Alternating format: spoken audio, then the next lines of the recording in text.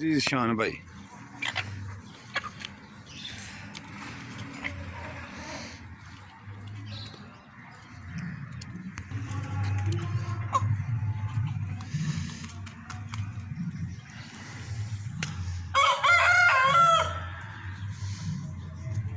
लो शान भाई वाहवा देर दे लगे जे ते हुण मैं क्या चढ़ा ही छड़िए तो होर थोड़ी जी तुहानूं विखा देने करो चैक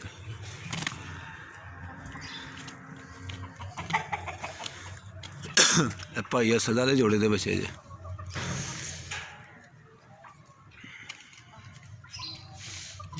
वेखो कुंदे फड़ फड़ के किवें डे जे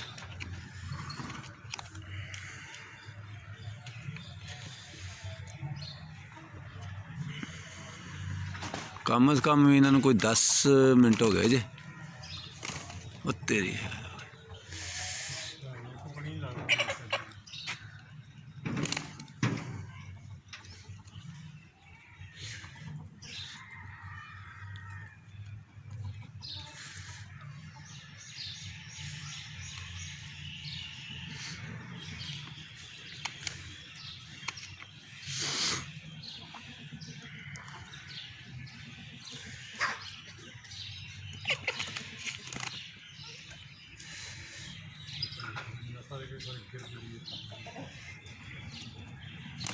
ओ तेरी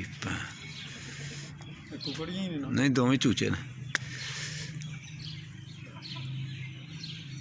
शान भाई हुण मारते ने लत्तां मारन लग पे ने फड़ ही लईए क्यों काफ़ी देर हो गई अगे इन्हूं लग्या ठीक है बाकी वेख लिया तुहां की रिजल्ट है।